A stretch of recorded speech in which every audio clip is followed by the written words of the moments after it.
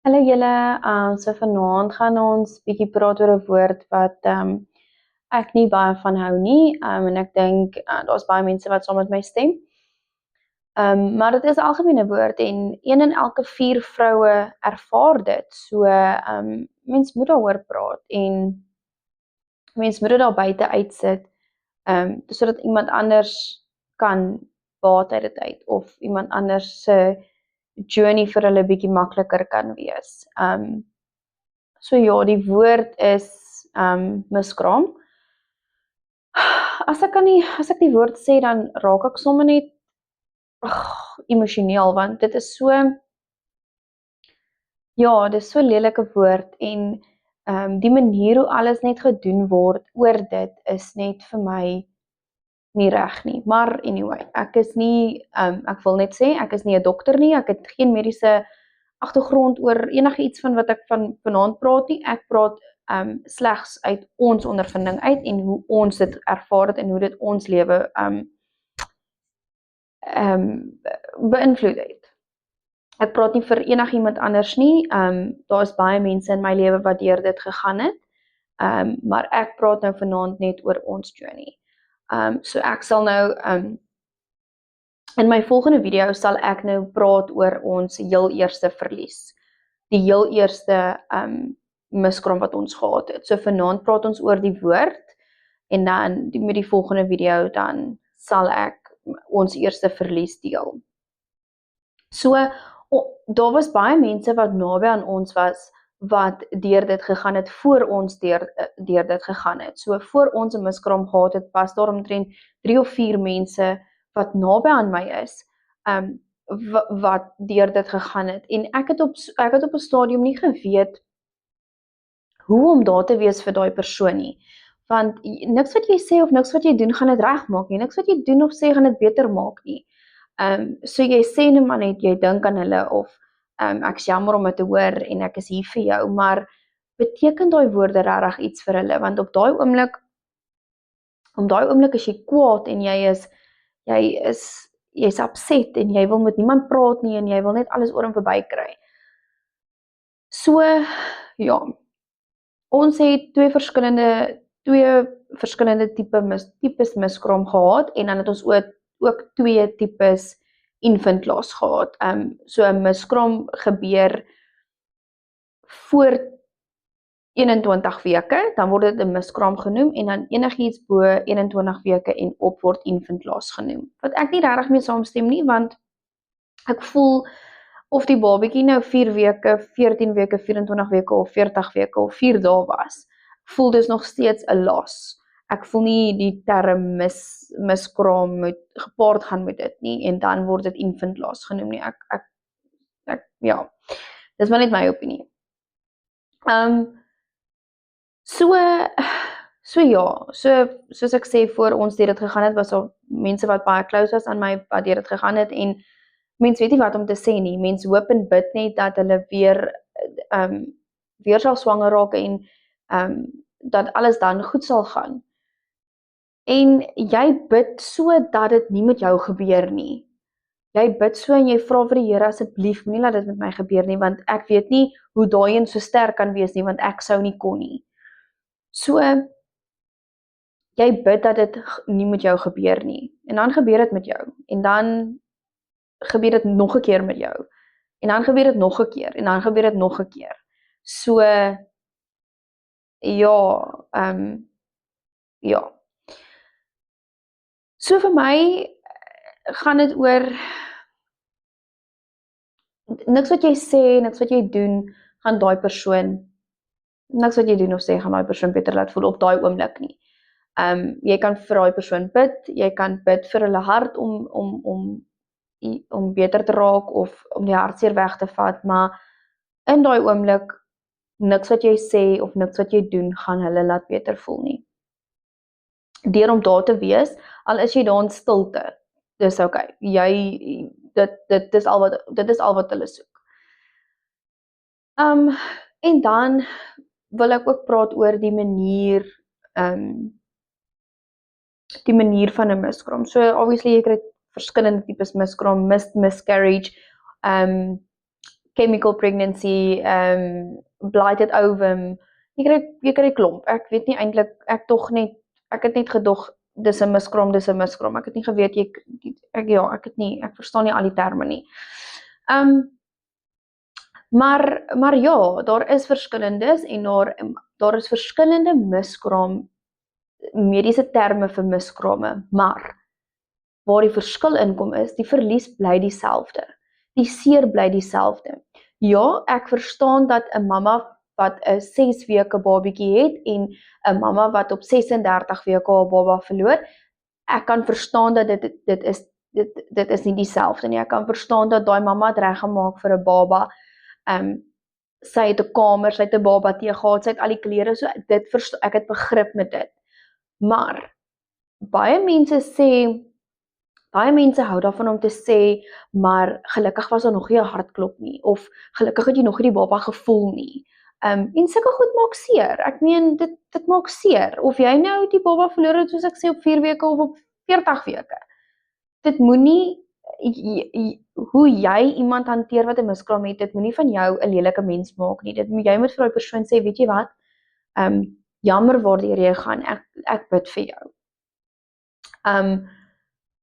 Want dit maak tog seer, of as iemand sê, ja, gelukkig kan jy weer swanger raak, of gelukkig jy's nog jonk, jy weet, nee, dit maak mens seer, dit maak, mense woorde maak mens seer, en mens dink nie daaraan, as jy in daai oomblik is nie, maar na die tyd dan dink jy, shit, daai vrou is eintlik vieslik. Maar ja, soos ek sê, ek sal nou meer in my volgende video sal ek nou praat oor ons eerste verlies, maar jy weet, naderhand is jy so baie by die hospitaal, dat jy eintlik sleg voel, want dit gebeur nou heeltyd met jou, en almal dink nou, hoekom raak jy nou weer swanger, hoekom doen jy dit nou weer, as jy weet waardeur jy moet gaan, maar ons het obviously nie gedink, na die eerste keer, dit gaan weer 'n tweede keer gebeur nie, of na die tweede keer, dit gaan weer 'n derde keer gebeur nie. So mens dink nie daaraan nie. Maar ja, ek onthou met iemand van ons wat na aan ons is, wat ook 'n miskraam gehad het, ek onthou die persoon se man het gesê, ja, op die bandjie wat jy kry by die hospitaal, staan daar, ja, evacuation of uterus. En hy het gesê, dit is so lelik, jy stel dit so kras. As jy nou gaan vir 'n skraap, as jy nou gaan om alles uit te skraap, en dan stuur hulle nou alles weg, om te kyk nou wat fout gegaan het, en wat ook al. So, en ek het nooit geweet wat hy daarby bedoel, dat dit word kras gestel, totdat ek my eerste bandjie gekry het nie, en daar gestaan het evacuation of uterus, want en dit is hulle werk, so dit is nie dit word mediese terme genoem, so dis nie niks teen hulle nie, ek meen die dokters en almal doen hulle werk, maar dit is so kras, dit word so kras gestel, evacuation of uterus, maar vir hulle is dit 'n evacuation of uterus, maar vir jou is dit drome en hoop en memories wat jy wou gehad het saam met hierdie baba, en nou het jy dit nie. En hier lê jy nou op die theatertafel met jou bandjie, en quite frankly, daai mense ken jou nie. Hulle het my nou geken, want ek was so baie daar, maar hulle ken jou nie, hulle weet nie van jou, hulle weet nie, dit is vir hulle so algemeen. My suster wat werk in theater, dit is algemeen vir haar om ten minste 1 keer elke 2 weke, of ten minste 1 keer elke 3 weke, 'n evacuation of uterus te doen, waar iemand inkom vir 'n skraap, waar hulle 'n baba verloor het. Maar ja, dit is terrible waardeur 'n mens moet gaan, net om daai baba in jou arms te hê. So ja, vir ons het na Dian was ons 4 keer swanger. En ons het nie een baba om dit vir dit te wys nie. Ons het nie een baba in ons huis nie, ons het nie een baba in ons arms nie, ons het nie 'n baba nie. Maar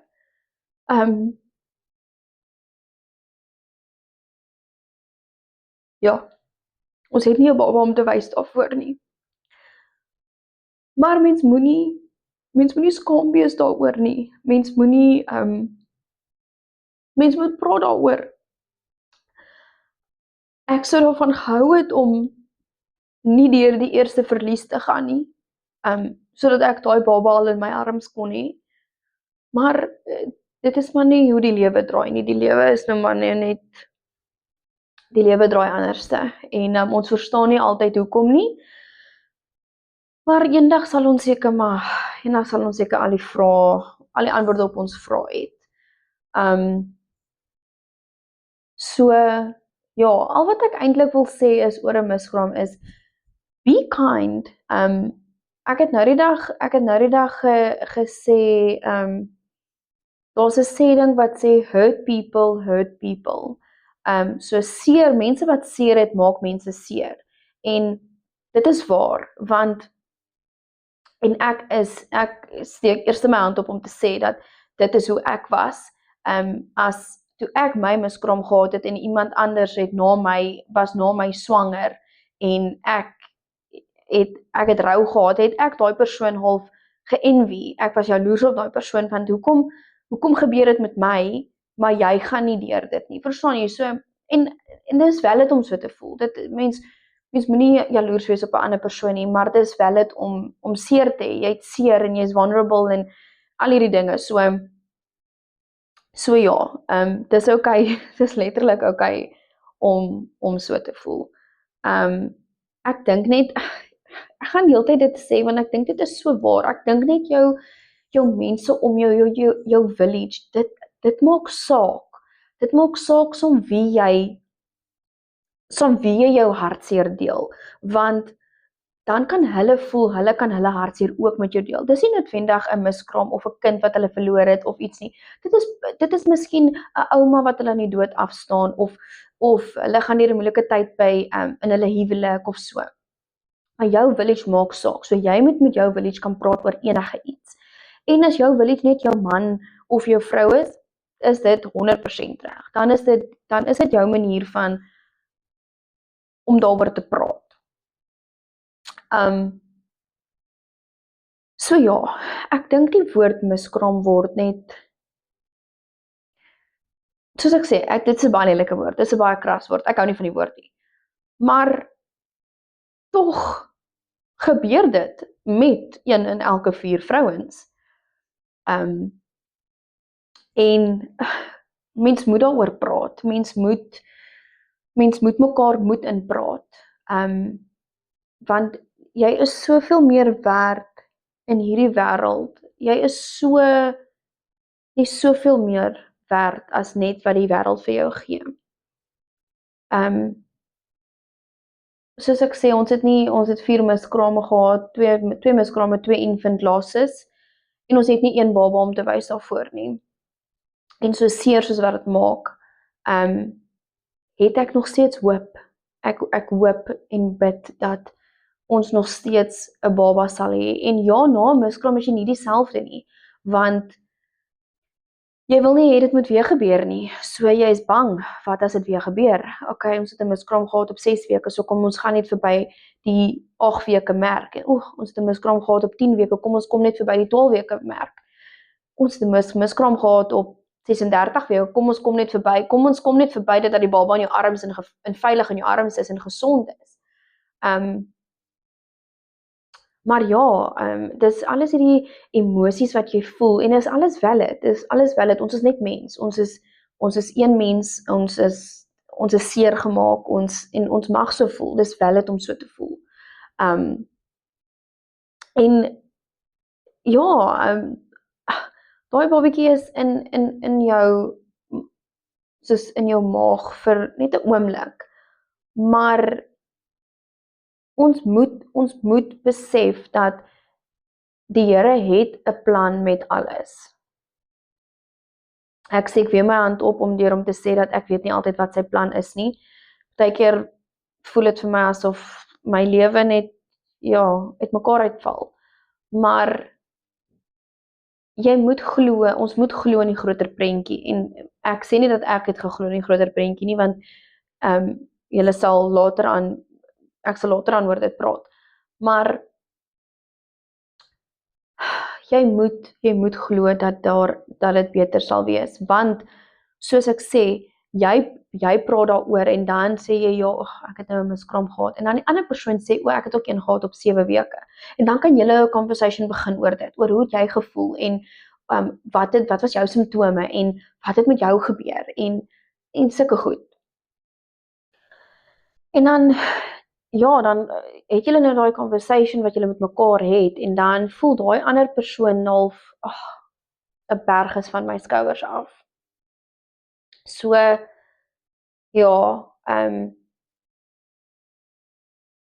al wat ek wil sê is 'n miskraam is nog steeds 'n kind wat verlore is.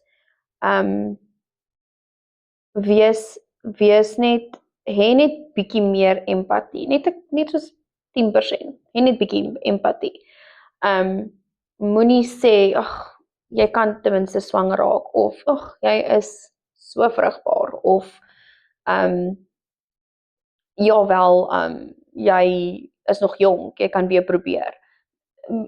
Ons wil nie dit hoor hê, asseblief. You don't want to hear that.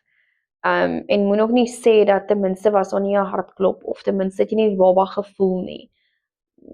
Moenie, want ons het sodra mens daai 2 pink lyne sien, wil jy begin te droom vir daai kind, jy het 'n naam vir daai kind, jy letterlik beplan, wel, in my geval ek is 'n persoon wat baie en dis seker 'n slegte eienskap want ek is oorhaastig. Ek is 'n oorhaastige mens. So ek wil hê dit moet nou gebeur en as dit nie nou gebeur nie, wil ek weet maar hoekom gebeur dit nie nou nie en dan soek ek redes sodat dit weer kan gebeur. So ek dink in die volgende video sal julle meer verstaan of wat ook al. Dan sal ek nou oor ons eerste verlies praat. En hoe ons genavigate het na dit. Want ek dink ook dit sit baie stremming op 'n huwelik en dit sit baie stremming op verhoudings wat jy het met ander mense. Want almal verstaan nie, soos ek sê, as jy nie deur dit is nie, sal jy nie weet waar daai persoon gaan nie.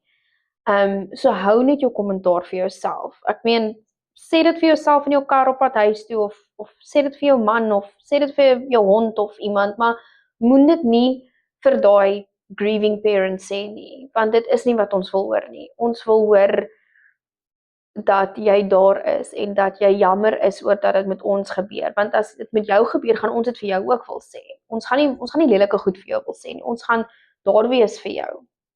En ons gaan so gelukkig wees as jy weer die dag swanger is. En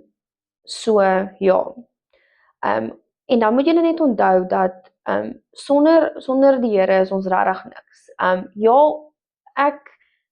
Ek en my man is deur hel en terug. En daar was wat ek die Here bevraagteken het en ek weet mens moenie en dis verkeerd, maar jy wil net weet hoekom heeltyd met my, hoekom heeltyd ek meen, just tell me why. En dan het mens nie altyd al die antwoorde nie en jy wil weet, want jy bid en jy lees Bybel en jy dien die Here, maar hoekom gebeur dit met jou? Hoekom vat hy jou babas weg? Wat is sy doel met dit? En weet jy wat nie, dan kom ek terug na Eksodus 14 vers 14 waar dit sê, bly kalm, ek veg vir julle. So, bly net kalm, want hy veg nog steeds vir jou. En dis moeilik, dis moeilik om kalm te bly, want jy is so hartseer en jy wil net huil in 'n hoekie krepeer en wil weet hoekom alles met jou gebeur. Ja, maar al wat ek vir julle kan sê is dat ek het geleer dat ek nie enige los of die baba nou 6 weke of 36 weke of 4 dae of nie enige los. Ek sal dit nie eers op my worst enemy wil hê vir daai worst enemy nie. En dis aklag. Dis aklag om deur dit te gaan en dis aklag om te weet mense nie label jou nie, maar kry jou jammer omdat jy deur so baie goed gegaan het. En ek wil nie mense met my jammer kry nie. Ja, dit het gebeur, wat gebeur het gebeur. Maar ek verstaan die jammer kry kom uit 'n goeie hart uit. Dis net partykeer is dit net 'n bietjie too much vir 'n mens.